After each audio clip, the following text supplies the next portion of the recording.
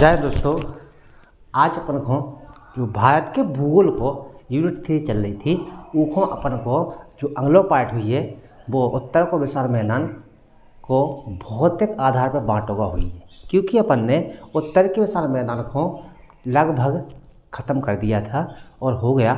और उसके बाद एक अंतिम पार्ट बचता है उसका कि उत्तर का जो विशाल मैदान है उसकी भौतिक स्थिति के अनुसार वह कितने प्रकार का होता है। थोड़ा सा आपको समझना पड़ेगा। यदि आप हमारे साथ पढ़ते हैं तो आप अपने पास में मैप रखिए, डॉट कॉपी रखिए और उसको लिखते जाइए ताकि आपको कुछ लंबे समय तक याद बना रहे। ठीक है। अच्छा, अब आ जाते हैं हम पढ़ाई पर। तो हमने क्या किया था, पिछले वीडियो में हमने देखा था कि जो उत्तर भारत का विशाल मैदान है उसको बांटा गया था 3 भागों में। कितने भागों में बांटा गया था? 3 भागों में। एक तो अपना बांटा गया था सिंधु का मैदान, दूसरा अपना गंगा का मैदान, तीसरा अपना ब्रह्मपुत्र का मैदान। वो तो हो गया था अपना मैदान की दृष्टि से कि मतलब कहाँ कहाँ पर कैसे कैसे मैदान है। आज अपन भौतिक दृष्टि के आधार पर, भौतिक का मतलब होता है उसका फिजिकल स्ट्रक्चर क्या है, किसका जो उत्तर का विशाल मैदान है उसका फिजिकल स्ट्रक्चर क्या है, किसके द्वारा उस मिट्टी का निर्माण हुआ है, कैसे हुआ है, उसको आज समझेंगे आप। तो यदि हम भारत के उत्तर विशाल मैदान को भौतिक स्थिति के आधार पर देखते हैं तो उसको बांटा गया है 4 भागों में। कितने भागों में बांटा गया है? 4 भागों में। तो 4 भागों में हम सबसे पहले क्या करते हैं, लिख लेते हैं। तो अपना जो पहला भाग होगा वो होगा अपना भाबर, दूसरा अपन पढ़ेंगे तराई, तीसरा पढ़ेंगे आप बांगर और चौथा पढ़ेंगे खांगर। ठीक है। अच्छा, यदि हम भाबर, तराई, बांगर, खांगर, अधिकांशतः बच्चे क्या करते हैं, बांगर खांगर तो समझ लेते हैं, भाबर तराई पर ध्यान नहीं दे पाते हैं। लेकिन यदि पूछा जाए तराई वेरी मोस्ट इम्पोर्टेंट है और भाबर भी वेरी मोस्ट इम्पोर्टेंट है। यहाँ से आपको थोड़ा सा सेंस लगाकर आंसर देने में ये सारी चीज़ें बहुत मदद करती हैं और इनको अपन याद करके भी चलेंगे। तो सबसे पहले हेडिंग क्या डलेगी अपनी? भाबर। यदि हम भाबर की बात करते हैं तो आप थोड़ा सा समझेंगे। यहाँ पर सबसे ऊपर हमने क्या देखा था? हिमालय पर्वत। क्या देखा था? हिमालय पर्वत। अच्छा, जब किसी चीज़ का ह्रास होता है या क्षरण होता है या अपक्षय होता है तो वो पहले बड़े रूप में होता है, उसके बाद वो उसके थोड़े से छोटे रूप में आ जाएगा। जैसे कि ऊपर आपने देखा पूरा हिमालय पर्वत है और नीचे आपको यहाँ पर यानी कि उसी के जो शिवालिक हिमालय है, जो सबसे नीचे का वाला हिमालय है, निम्न हिमालय है, उस शिवालिक हिमालय में छोटे छोटे गोलाश्म, गोलक, पत्थर, बारूद, बजरी, इनके कंकड़ पत्थर, इन सारों की एक बहुत लंबी पेटी है। क्या है? एक बहुत लंबी पेटी है। ऐसा करते हैं, हम आपको थोड़ा सा चित्र के माध्यम से बताते हैं। यदि हम बात करें तो ये अपना कौन सा था? शिवालिक था। तो शिवालिक के बाद यहाँ पर एक पट्टी, ठीक है, जिसको अपन क्या बोलते हैं? भाबर। अच्छा, भाबर का मतलब क्या होता है? यहाँ पर पाए जाने वाले पत्थर के टुकड़े, गोलाश्म, कंकड़, बजरी, ये सारी चीज़ें पाई जाएंगी किसमें? इस क्षेत्र में। ठीक है। इसके बाद अगर हम दूसरे हिस्से की बात करते हैं तो यहाँ पर पाया जाएगा क्या? अपना तराई। यहाँ पर क्या पाया जाएगा? आपका तराई। यदि हम तराई की बात करते हैं तो तराई बोला किसे जाता है? तो जिस तरह हमने देखा था घाटी, उसी तरह हम तराई को याद करके चलते हैं कि तराई का मतलब होता है जब ऊंचाई वाले स्थान होते हैं, बीच बीच में ऊंचे और उनके बीच में डला हुआ मैदान, यानी 2 पर्वत या पहाड़ों के बीच के मैदान को ही अपन क्या बोलते हैं? तराई बोलते हैं। आपको पता होगा जो 1191-92 में तराइन के युद्ध हुए थे तो वो नाम के अनुसार आपको समझना पड़ेगा। तो वो वही तराइन का मैदान है जहाँ पर 1191 और 92 में युद्ध भय थे। ठीक है। तो यह तराई का जो युद्ध है इसी क्षेत्र में हुआ था। किस क्षेत्र में हुआ था? इसी क्षेत्र में हुआ था। इसके बाद पहला पॉइंट तो अपना भाबर हो गया था, दूसरा अपना क्या हो जाएगा? तराई, तीसरा अपना क्या हो जाएगा? अपना बांगर। बांगर अर्थात उत्तर का विशाल मैदान। यहाँ की अपन ने चर्चा कर रही थी, ये 2 अपने रह गए थे, अपने समझ में आ रहे। और नीचे हो जाएगा क्या? नीचे उसी के ऊपर हो जाएगा क्या? खांगर। बांगर के ऊपर कौन सा हो जाएगा, तो खांदर। तो नंबर 3 पे बांगर, नंबर 4 पे क्या हो जाएगा अपना, तो खांदर। ऐसे याद कर लेते हैं, सबसे ऊपर भाबर, उसके बाद तराई, उसके बाद बांगर, उसके बाद खादर, यानी 4 पार्ट और पढ़ेंगे। तो सबसे पहले हेडिंग डालते हैं अपन कौन सी, तो भाबर। तो पहली हेडिंग क्या हो जाएगी आपकी, भाबर। अच्छा, यदि हम भाबर की बात करते हैं तो यह है शिवालिक के नीचे या तलछटी में, यहाँ पर शिवालिक के तलछटी में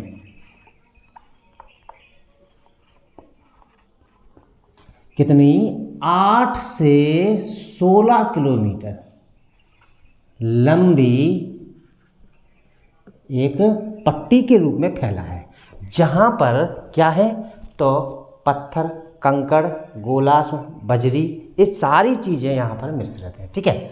अच्छा, तो इसमें क्या होना चाहिए अपना, कंकड़, पत्थर, गोलाश्म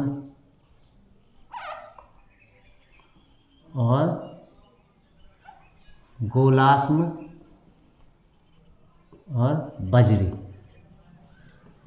ठीक है।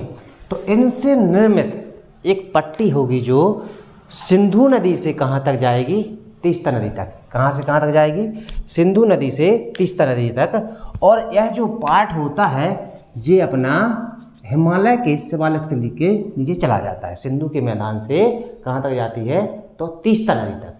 यदि हम इसकी बात करते हैं कि यह कहाँ से कहाँ तक फैला है, तो यह है सिंधु से, कहाँ से, सिंधु से तीस्ता नदी तक फैला है। अब सिंधु तो आपको पता है और तीस्ता भी हमने बता दिया था कि गंगा की सबसे आखिरी बाएं तट से, बाईं ओर से मिलने वाली सहायक नदियाँ कौन सी है अपने, तो तीस्ता नदी। तो हमें आपको समझ में आ गया होगा कि भाबर क्या है। अब क्या होता है, इस भाबर से ही देखो, ऊपर आपको समझना पड़ेगा, ऊपर आपके क्या है, तो मैदान है, चोटियाँ हैं, क्या है, पर्वत हिमालय है।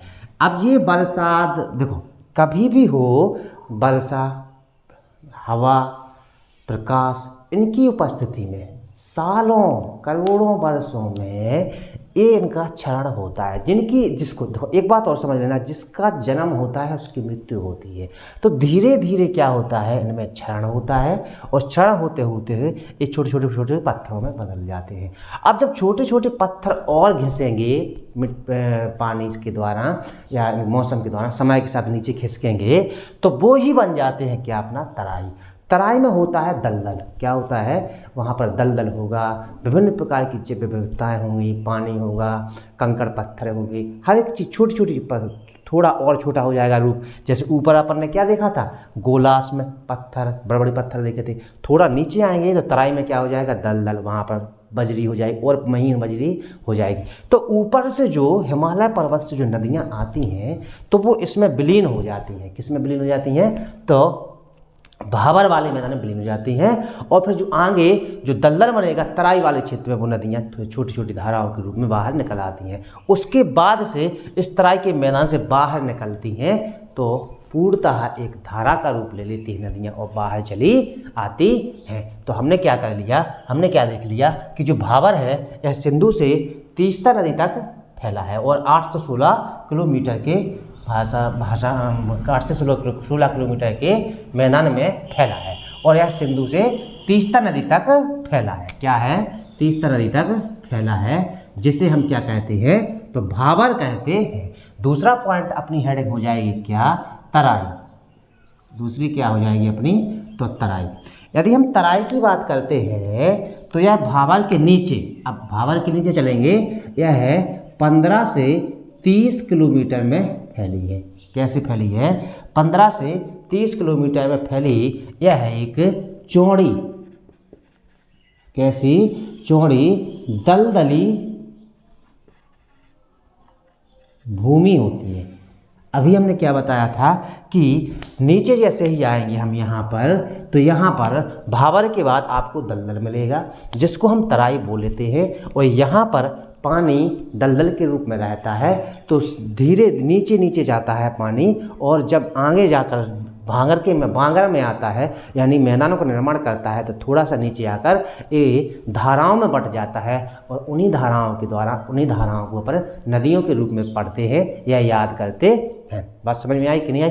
तो ऊपर अपना भाबर हो जाएगा, दूसरे नंबर पे अपना क्या हो जाएगा, तो तराई हो जाएगी। क्या हो जाएगी? अपनी तराई हो जाएगी। ठीक है, और तराई के बाद क्या होगा? अपना भाबर। तो आपने क्या देखा, जो तराई का मैदान है यह 15 से 30 किलोमीटर में फैला है और यह चौड़ी दलदली भूमि है। यहाँ पर घने वन, इम्पोर्टेंट याद करना, घने वन भी हैं, और सबसे इम्पोर्टेंट पॉइंट, भारत की यहाँ सबसे ज़्यादा जैव विविधता देखी जा सकती है। क्या होती है? जैव विविधता देखी जा सकती है। जैव विविधता का मतलब है जहाँ पर दलदल होता है वहाँ कई प्रकार के कीड़े मकोड़े, पशु पक्षियाँ निवास स्थान करते हैं, और यहाँ पर कई प्रकार की वनस्पतियाँ, पेड़ पौधे भी पाए जाते हैं। तो यहाँ पर बहुत बड़ी जैव विविधता पाई जाती है। कहाँ की? भारत की। ठीक है, अब इसके बाद आ जाएंगे अपन कहाँ पर, तो बांगर पर। किस पर आ जाएंगे अपन? तो बांगर पर। अच्छा, यदि हम बांगर की बात करते हैं तो सबसे पहला पॉइंट तो आपको यही याद करके चलना है कि बांगर एक पुराने जलोढ़ के निक्षेप है। एक बात तो हम आपको यही सीख के चलना है। तो पहले तो यही पॉइंट कर लेते हैं अपन कि बांगर पुरानी जलोढ़ मिट्टी के क्या है? तो निक्षेप है।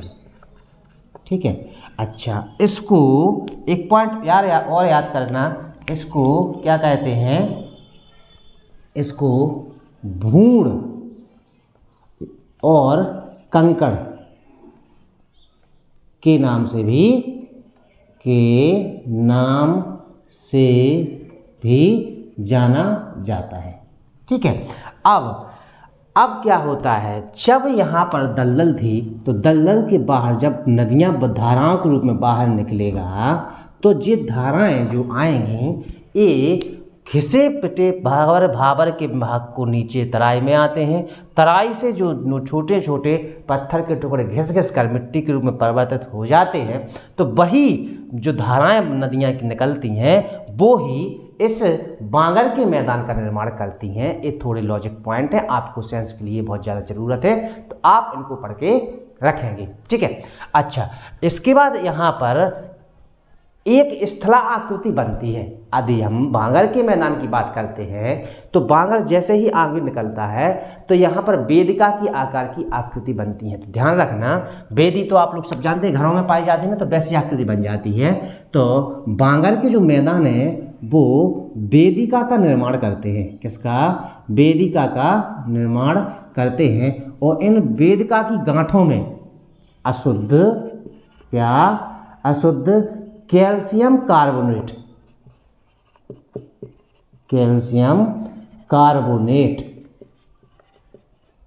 कौन सा?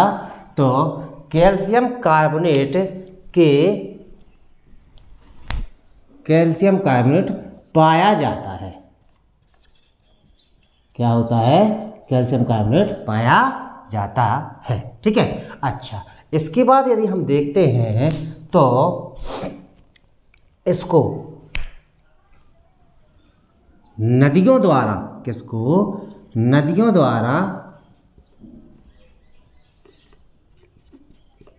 बहाकर लाई गई मिट्टी से निर्मित मैदान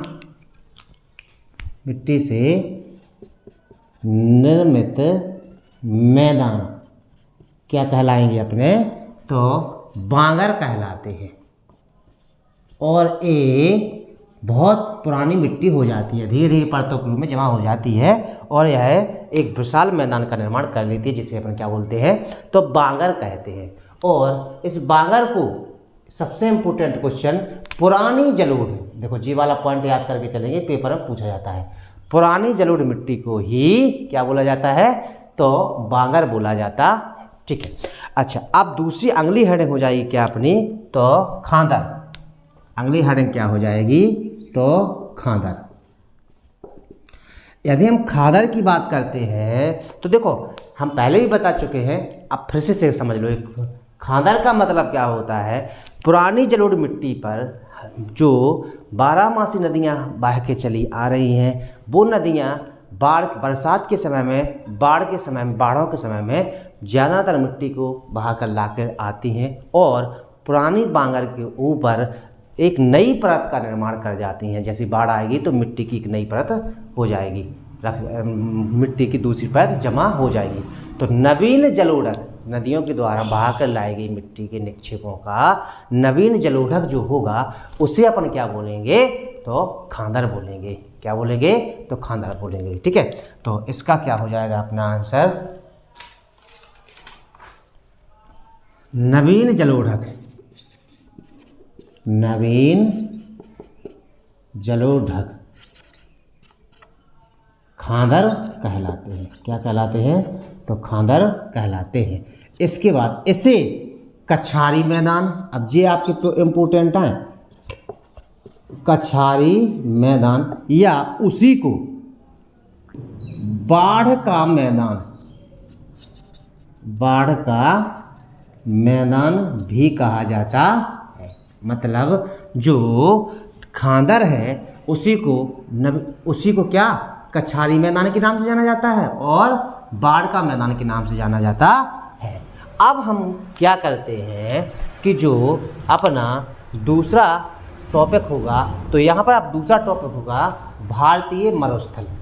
थोड़ा सा हम भारतीय मरुस्थल के बारे में भी पढ़ लेते हैं। उसके पहले कुछ इम्पोर्टेंट पॉइंट हैं जो आपको याद करके चलना है। ठीक है।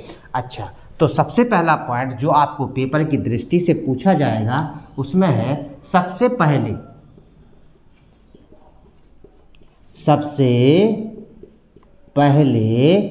अपने इस मैदान पर रहने वाले लोग, अपना समझना, यही क्वेश्चन आपके पॉइंट है। जो उत्तर का विशाल मैदान है इस पर रहने वाले लोगों में सबसे पहले कौन आया था अपने यहाँ, आर्य। तो आर्यों ने यहाँ पर एक पहली बस्ती बनाई थी। तो सबसे पहले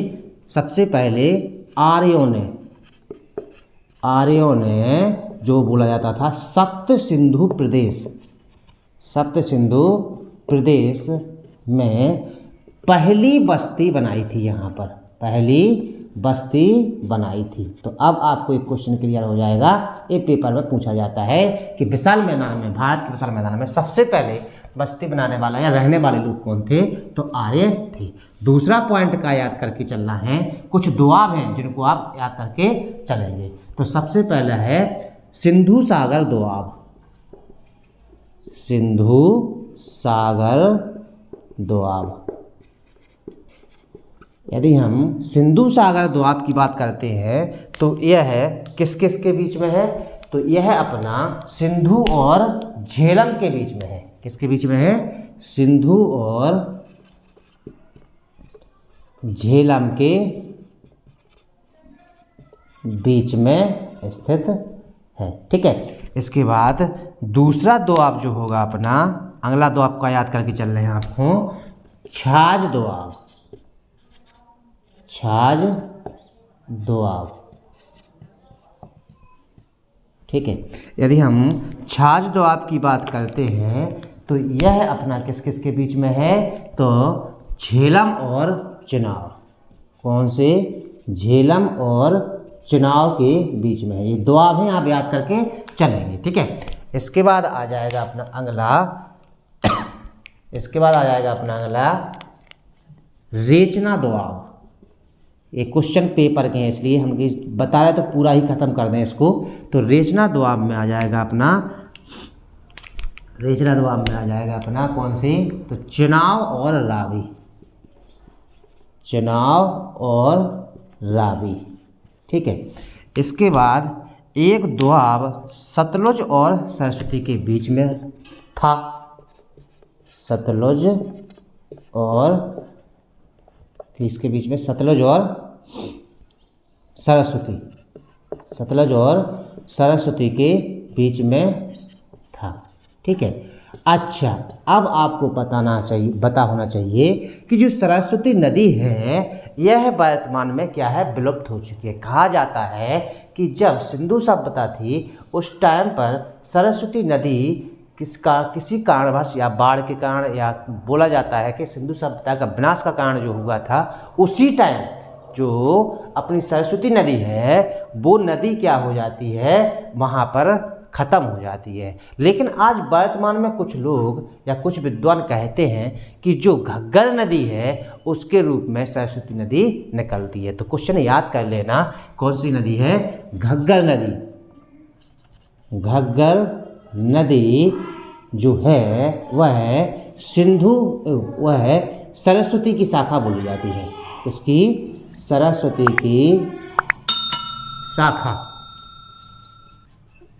की शाखा होती है। ठीक है। तो ये हमने क्या किए लिए, कुछ दुआब भी देख लिए हैं। अब अपना अगला टॉपिक हो जाएगा भारत का मरुस्थल। कौन सा हो जाएगा अपना, तो यहाँ से दूसरा टॉपिक अपन क्या करेंगे, भारत का मरुस्थल। ये हो गया अपना उत्तर भारत का विशाल मैदान। उत्तर भारत के विशाल मैदान में ही भारत का मरुस्थल, जो मैंने बोला था कि अभी हम भारत के मरुस्थल को विस्तार से पढ़ेंगे, तो आज हम भारत के मरुस्थल को भी देख लेते हैं, क्योंकि वो भी अपने लिए बहुत ज़्यादा महत्वपूर्ण है, जो पेपर में पूछा जा सकता है आपके लिए। ठीक है। यदि हम भारत के मरुस्थल की बात करते हैं तो आपको यहाँ थोड़ा समझना होगा। यहाँ पर अपनी कच्छ की रण है, इस कच्छ की रण के ऊपर यहाँ पर अपना भारत का मरुस्थल है, जो हमने बता दिया था। यह सिंधु के मैदान का दूसरा पार्ट है, क्योंकि सिंधु के मैदान का पहला पार्ट जो था पंजाब का मैदान था, दूसरा पार्ट अपना कौन सा था, तो भारत का मरुस्थल या रेगिस्तान था। तो आज पढ़ेंगे हम भारत के रेगिस्तान को, जो कि कहाँ पर है, राजस्थान में कहाँ पर है अपना, तो राजस्थान में है। ठीक है। तो यहाँ पर यदि हम रेगिस्तान की बात करते हैं तो सबसे पहले इसको समझना पड़ेगा अपन को, किसको, कच्छ की रण को। जो कच्छ की रण है इसके उत्तर में स्थित है राजस्थान का रेगिस्तान। कच्छ की रण का निर्माण कैसे हुआ, किस तरीके से हुआ, तो आपको थोड़ा यहाँ पर एक पॉइंट बता देते हैं कि जो कच्छ की रण है ये समुद्री निमज्जन के निक्षेपण से इसका निर्माण हुआ है। किसका, जो कच्छ की रण है इसका निर्माण, एक पॉइंट है इसको आप लिख लेंगे कि जो कच्छ की रण है, कौन सी, कच्छ की रण, उसका निर्माण समुद्री निक्षेपों के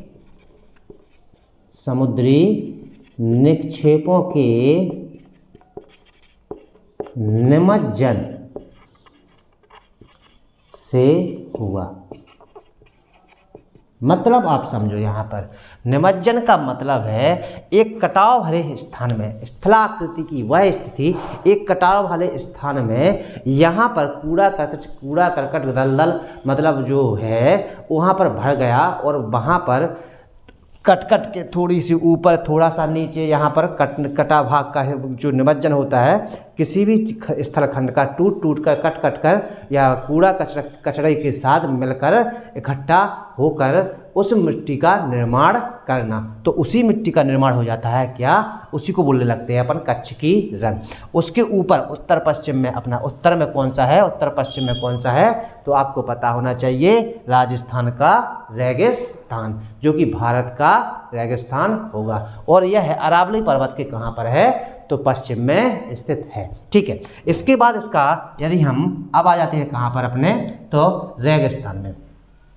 ठीक है। इस रेगिस्तान को भारतीय मरुस्थल, थोड़ा सा ये नाम याद कर लेना, भारतीय मरुस्थल,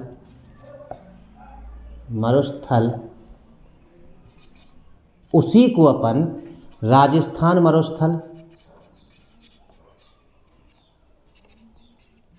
और उसी को अपन थार का मरुस्थल भी बोलते हैं।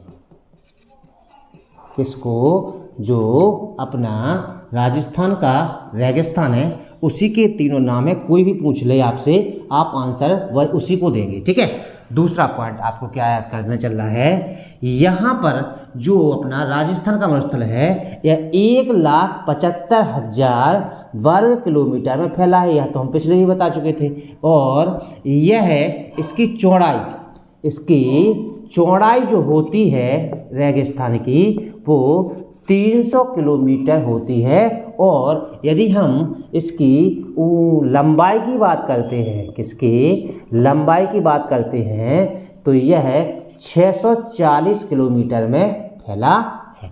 तो देखो अपना जो भारत का मरुस्थल है, भारतीय रेगिस्तान है, इसकी जो कि अपनी चौड़ाई है वह कितनी है, 300 किलोमीटर के समथिंग है और लंबाई 640 किलोमीटर होती है। तो ये आपके लिए बहुत ज़्यादा विकट समस्या है, अपने लिए भारत के लिए सबसे बड़ी समस्या है, क्योंकि रेगिस्तान का भी क्या हो रहा है, प्रसार हो रहा है, विस्तार हो रहा है। और हालांकि अब तो साइंटिफिक वैज्ञानिक तरीके से मिट्टी को बदल के खेती करने के उपाय होने लगे हैं, बट रेगिस्तान का निर्माण और भी बढ़ता जा रहा है। ठीक है, तो ये बहुत ज़्यादा प्रभावी है और अपने यहाँ की बहुत सारी ज़मीन को ये मतलब ऊसर या बंजर के रूप में बनाए हुए है। ठीक है, तो अब आगे चलेंगे। तो जो अपना भारतीय मरुस्थल है इसका क्षेत्रफल कितना है, 1,75,000 वर्ग किलोमीटर है और यह 300 से 300 किलोमीटर चौड़ा है और लंबा है 640 किलोमीटर है। ठीक है, अच्छा अगला क्वेश्चन क्या चलेंगे करने हैं यहाँ से अपन को, यहाँ पर जो वार्षिक वर्षा है, यहाँ पर जो राजस्थान का रेगिस्तान है, यहाँ पर जो वार्षिक वर्षा है वो है 15 सेंटीमीटर से भी कम होती है। क्या होती है, 15 सेंटीमीटर से भी कम होती है, क्या, अपनी वार्षिक वर्षा। ठीक है, अच्छा इसके बाद अगला पॉइंट क्या याद करके चलना है आपको, यहाँ पर अरावली पर्वत, यहाँ पर आप थोड़ा समझेंगे, अरावली पर्वत के अजमेर से, देखो क्योंकि हर बार में अपने को अलग पॉइंट मिलेगा, हालांकि ठीक है एक सा मिलता है, बट अब एक क्वेश्चन और मिलेगा अजमेर कि अरावली पर्वत के अजमेर से लूनी नदी निकलती है और कच्छ की रण में विलुप्त हो जाती है, जिसे अंतःप्रवाहित नदी बोलते हैं। तो एक ही पॉइंट लिखे अपन कि अजमेर से, कहाँ से, अजमेर से, अरावली पर्वत के अजमेर से के पास से लूनी नदी निकलती है। कौन नदी निकलती है, लूनी नदी निकलती है और कच्छ की रण में विलुप्त हो जाती है। क्या हो जाती है, तो विलुप्त हो जाती है। अब दूसरी चीज इंपोर्टेंट पॉइंट रह गया है, अपने इंपोर्टेंट पॉइंट आपको करने हैं इसकी सहायक नदियाँ, और लिख लो इसकी सहायक नदियों की बात करते हैं तो इसकी सहायक बूंदी, सरस्वती, सुकरी और जवाई, जो किसकी सहायक नदी है, तो लूनी नदी की सहायक कौन कौन है, तो बूंदी, सरस्वती, सुकरी और जवाई। हालांकि हमने जब राजस्थान को बताया था उस टाइम पर भी हम नदियाँ बता चुके थे। ठीक है, तो किसकी, जो लूनी नदी है इसकी सहायक नदियाँ कौन सी हैं, तो बूंदी, सरस्वती, सुकरी और जवाई, ये 4 नदियाँ इसकी यहाँ की क्या है, तो इसकी सहायक नदियाँ बोली जाती हैं। अब थोड़ा सा इसको अपन समझेंगे कि जो राजस्थान का निर्माण, राजस्थान का रेगिस्तान है, उसका निर्माण हमने आपको पहले ही बता चुके, मेसोजोइक युग में हुआ था, मेसोजोइक काल में हुआ था। और एक बात का हमेशा याद रखना, ये आपके लिए बहुत ज़्यादा महत्वपूर्ण है कि जहाँ पर रेगिस्तान होगा तो वहाँ पर किसी भी टाइम यानी उसके स्थान पर पहले महासागर या समुद्र का भाग होगा। ठीक है, यानी वहाँ पर पहले क्या था, तो वहाँ पर समुद्र होना चाहिए। क्या होना चाहिए था, तो समुद्र होना चाहिए था। तो इसका मतलब होगा कि जो अपना राजस्थान का रेगिस्तान है, अपना भारत का रेगिस्तान है, उसके स्थान पर पहले क्या था, तो समुद्र ही था। क्या था, समुद्र था, क्योंकि समुद्र के जो मैदान, समुद्र में जो मैदान होता है उसी मैदान से ही निर्माण होता है किसका, तो अपना रेगिस्तान का। तो एक पॉइंट और याद कर लेना कि मेसोजोइक युग में, कब, मेसोजोइक युग में इसका निर्माण हुआ, मेसोजोइक कल्प में इसका निर्माण हुआ और यहाँ पहले समुद्री मैदान, इसे समुद्री मैदान पर निर्माण हुआ इसका, यानी कि जहाँ पर भी रेगिस्तान का निर्माण होता है वहाँ पर समुद्र होना चाहिए या समुद्र होता है। ठीक है, तो जहाँ पर जितने इतने यहाँ पर इतने भी जितने रेगिस्तान हैं वहाँ पर क्या होना, क्या क्या क्या थे पहले, तो समुद्र थे। यही पॉइंट याद करके चलेंगे। ठीक है, जब विश्व का पढ़ाएंगे उस टाइम बताएंगे कि क्या होता है ये चीज़ें। ठीक है, तो अपन ने क्या देखा, में से जो एक कल्प हो गया और यह समुद्र का हिस्सा था। ठीक है, अब यहाँ पर रेगिस्तान की स्थानांतरित टीले जो हमने कल बताए थे, बालू का बरखान, छत्रक, क्या उनको अपने मरु उद्यान नामक आकृति देखने को मिलती है। कहाँ पर, तो रेगिस्तान में। अब बलूका यानी क्या होती है, अपनी बजरी, ये तो अपन जानते हैं। अब यहाँ समझना पड़ेगा अपन को बरखान, जो बरखान है वो क्या कहलाते हैं। तो अब आपको हम थोड़ा समझा दे रहे हैं। आपने मूवियों पर, पिक्चरों में वगैरह में देखा होगा कि जो अपना रेगिस्तान होता है वहाँ पर एक तरह से ढलान टाइप पे आपने देखा हो जे कि मतलब बड़ा लंबा सा एक किनार है, किनार ऊंचाई वाला स्थान है, और वहाँ से मतलब ऐसी मतलब ऊंचाई वाला एक बालू का एक हाशियाकार आकृति, चाप के आकार की आकृति होती है। बड़े गौर से आप देखना अच्छी तरह से, हम आपको ऐसा बता रहे हैं, ऐसी वाली स्थिति, यानी कि यहाँ पर आपकी बालूका होगी तो यहाँ वाली स्थिति, जे वाली स्थिति, जी कैसी है, चाप के आकार की है ना, तो इसे ही बोला जाता है अपना बरखान। बजरी के वो मैदान जो चाप के आकार के मैदान का निर्माण कर लेते हैं उन्हें क्या बोला जाता है आपका, तो बरखान बोला जाता है। दूसरी आकृति क्या याद करनी है, अपने छत्रक। छत्रक का निर्माण भी अपना किससे होता है, तो ये होता है बालू का निर्माण से। ठीक है, तो आप समझना, मिट्टी की हवा के द्वारा कट कट के यहाँ से मिट्टी क्या हो जाती है, चली जाती है और एक छत्ते की ऐसी आकृति बना लेती है, उन्हें ही क्या बोलते हैं अपन, छत्रक बोलते हैं। तो ये क्वेश्चन आपसे पूछे जाते हैं, बरखान और छत्रक। और मरु उद्यान तो आप जानते ही हैं, यहाँ पर पाए जाने वाली कटीली झाड़ियाँ, क्या है, कटीली झाड़ियाँ, पेड़ पौधे जो, और मरा हुआ, तो एक तरह से खत्म, मिट्टी नष्ट, और मिट्टी के मैदान, उनको अपन क्या बोलते हैं, तो मरुउद्यान बोलते हैं। ये सारी आकृति हमें कहाँ देखने को मिलती हैं, तो ये आकृति हमें भारत के रेगिस्तान में देखने को मिलती है। ठीक है, अच्छा, इसके बाद आगे आ जाते हैं और आगे देखते हैं, तो यह है बरखान की स्थिति है। यहाँ पे जो थोड़ा सा एक बात और समझना है, यहाँ पर जो बरखान की स्थिति की बात करते हैं तो यह है सबसे ज़्यादा जैसलमेर में, एक पॉइंट याद कर लेना, जैसलमेर में देखने को मिलती है। ठीक है, अच्छा, इसके बाद यहाँ पर नदियाँ होती हैं, वेरी वेरी मोस्ट इम्पोर्टेंट हैं। जो रेगिस्तान की नदियाँ होती हैं, ये नदियाँ खारी होती हैं। कैसी होती हैं, खारी होती हैं, और इन नदियों में जो पानी जमा होता है, इन्हीं नदियों से नमक का निर्माण किया जाता है। किसका, नमक का निर्माण होता है, किसका, इन्हीं नदियों के पानी से। जो झीलें होती हैं, तो खारी होने के कारण क्या होता है, यहीं से इन नदियों के पानी से क्या बनाया जाता है, तो नमक का निर्माण किया जाता है। तो अपन ने क्या कर लिया, आज भारतीय मरुस्थल को और भारत के उत्तर विशाल मैदान को के भौतिक आधार पर बांटा गया है, बाबर, तराई, बांगर, खांदर, इसको अपन ने पूरा कर लिया है। अब थोड़ा सा हम क्या करेंगे, इसका अपन रिवीजन भी कर लेते हैं कि जो भौतिक उत्तर विशाल मैदान है इसको 4 भागों में, भाबर, तराई, बांगर और खादर, शिवालिक की तलछटी में 8 से 16। अब आप थोड़ा सा पॉइंट पेपर वाला ध्यान देते जाएंगे। एक क्वेश्चन पूछा जाएगा, 8 से 16 किलोमीटर लंबा कंकड़ पत्थर गोला में बजरी पाई जाती है, उसको अपन क्या बोलते हैं, और सिंधु से तीस्ता, एक क्वेश्चन ये याद कर लेना, 2 क्वेश्चन हो जाते हैं। सिंधु से तीस्ता तक फैलाया, उसे हम भाबर का मैदान बोलते हैं।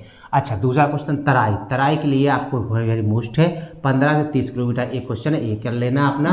जो चौड़ी दलदली भूमि होती है, घने वन है और यहाँ जैव विविधता, एक क्वेश्चन पूछा जाता है कि भारत की जैव विविधता। अब जैव विविधता से क्या होता है, क्वेश्चन पेपर अगर जो अपन पढ़ते हैं ना, तो वहाँ पर क्वेश्चन फिर दिमाग लगाना पड़ता है। तो साइंस के लिए सबसे ज़्यादा इंपॉर्टेंट हो जाता है कि अपन को इन क्षेत्रों के बारे में पता होना चाहिए। तो जैव विविधता अधिकांशता कहते हैं अपनी तो दलदल में पाई जाती है। ठीक है, अब है अपना कहाँ पर बांगर, तो बांगर पढ़ा था पुरानी जरूरत, एक क्वेश्चन ए पूछा जाता है आपसे। उसके बाद इसका दूसरा नाम क्या है, तो उसको भूड़ो या कंकड़, तो 2 क्वेश्चन ए याद करके आप लोग चलेंगे के नाम से जाना जाता है। इसका वेदिका का निर्माण भी होता है इस मिट्टी के द्वारा, और इसमें कैल्शियम कार्बोनेट CaCO3 ये भी आपको याद करके चलना है। ठीक है, इसको नदियों तो आकर बाहर लाएगी मिट्टी से निर्मित मैदान को या क्या कहते हैं, तो बांगर कहते हैं। ये हमने आपको बता भी दिया है। खांदर क्या है, नवीन जलोढ़क, एक क्वेश्चन ए याद करके चलना है जो आपके लिए पेपर का क्वेश्चन है। तो और दूसरा कछारी मैदान भी उसी को बोला जाता है जो नवीन जलोढ़क है। और बाढ़ का मैदान नाम है इसका, याद कर लेना, कन्फ्यूजन मत होना कि बाढ़ का मैदान के नाम से भी किसे जाना जाता है, तो खांदर को जाना जाता है। सबसे पहले आर्यों ने, अब यहाँ से इंपोर्टेंट क्वेश्चन है आपके, आर्यों ने सप्त सिंधु प्रदेश के रूप में यहाँ पर सबसे पहली बस्ती कहाँ किसने बनाई थी, उत्तर के विशाल मैदान में, तो आर्यों ने। ये आपके लिए बहुत ज़्यादा इंपॉर्टेंट हो जाता है। सिंधु सागर दोआब किसके बीच में है, सिंधु झेलम के बीच में। छाछ दोआब किसके बीच में है, झेलम और चुनाव के बीच में। ये क्वेश्चन है आपके पेपर के। रेचना दोआब चुनाव और रावी नदी के बीच में। सतलुज सरस्वती दोआब, जो सतलुज है सरस्वती है उसके बीच में भी दोआब था। और इसके बाद घग्गर नदी, जो सतलुज नदी जो अपनी विलुप्त हो गई है, माना जाता है कि घग्गर नदी सरस्वती की एक शाखा के रूप में बहती है, जिसको पहले सरस्वती बोला जाता था। इसके बाद है अपना आ गए थे कहाँ पर, भारतीय मरुस्थल पर। किस पे आ गए थे अपन, तो भारतीय मरुस्थल पर। यदि हम भारतीय मरुस्थल की बात करते हैं तो यहाँ पर हमने क्या देखा, सबसे पहले देखा था कच्छ की रण, जिनका निर्माण समुद्री निक्षेपों के निमज्जन से हुआ। एक पॉइंट आप याद करके चलेंगे। भारतीय मरुस्थल, उसी को राजस्थान का मरुस्थल, उसी को थार का मरुस्थल भी बोला जाता है। इसके बाद आगे गणित पढ़ेंगे अपन। तो यदि हम भारतीय मरुस्थल की बात करते हैं तो यह है 1,75,000 वर्ग किलोमीटर फैला है। चौड़ाई देखते हैं तो 300 किलोमीटर है और लंबाई 640। ये आपकी इंपोर्टेंट पॉइंट बन जाते हैं। यहाँ पर वार्षिक वर्षा ये आपसे पूछा जाता है, पेपर में इंपोर्टेंट है। 15 सेंटीमीटर से भी कम होती है। इसके बाद मेसोजोइक कल्प में इसका निर्माण कब हुआ, मेसोजोइक काल में हुआ। यह समुद्री मैदान पर निर्मित है, यानी सबसे पहले से यहाँ पर क्या था, तो समुद्र था। इसके बाद यहाँ की स्थानांतरित आकृतियाँ देखें तो यहाँ पर पाई जाने वाली टीले, बालुका, बरखान, छत्रक और मरु उद्यान, जो हमने बरखान बता दिए, ये वेरी वेरी मोस्ट इंपोर्टेंट है। यह है बरखान जो है जैसलमेर में सबसे ज़्यादा को देखने को मिलते हैं। और इसके बाद हमने क्या देखा था, यहाँ की नदियाँ जो खारे पानी की नदियाँ होती हैं, जिनसे किसका निर्माण होता है, तो नमक का निर्माण होता है। और यहाँ पर जो लूनी नदी है, यह अरावली के अजमेर से निकलती है और किस में लुप्त हो जाती है, तो अपनी कच्छ की रण में लुप्त हो जाती है। और इसकी सहायक नदियाँ कौन कौन सी हैं, तो बूंदी, सरस्वती, सुकरी और जवाई, ये किसकी सहायक नदियाँ हैं, तो ये अपनी लूनी की सहायक नदियाँ हैं। तो इस तरह अपन ने क्या कर लिया, भारत का जो उत्तर का विशाल मैदान और मरुस्थल दोनों अपन ने पूरी तरह से आज खत्म कर दिए है। कल अपन को थोड़ा बहुत और बचित का, क्योंकि अपना एक पार्ट और बनेगा अभी, पूर्वी घाट का मैदान और पश्चिमी घाट का मैदान पड़ेगा, क्योंकि चोटियाँ तो अपन ने पढ़ ली थी। अब मैदान बचता है थोड़ा बहुत। और उसके बाद अपना अंडमान निकोबार द्वीप समूह, थोड़ा सा अपना जो अपना लक्षद्वीप है उसको भी अपन को पढ़ना है। तो लास्ट है ये अपना पार्ट नंबर 9 है, जो कि यूनिट 3 का है। अच्छा, अगर नए व्यूअर है जो अपने, तो वो लोग क्या करें, पहले पूरी वीडियो देख लें और उसके देखने के बाद ही हमारे साथ चलें और पर डे अपन देखते चलते चले जाएंगे।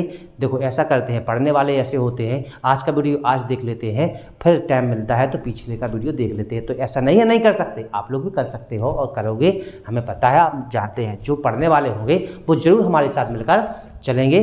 तो यदि वीडियो अच्छी लगती है तो सभी व्यक्ति क्या करें, सभी स्टूडेंट क्या करें, लाइक करें, कमेंट करें, शेयर करें। और लाइक करत जाओ, कमेंट करत जाओ और शेयर जरूर कर जाओ। कमेंट करिए चाहे नहीं करिए, लेकिन शेयर जरूर कर जाओ। हाँ, कहीं पर भी डाउट बनता है तो कमेंट करते जाएं, ठीक है।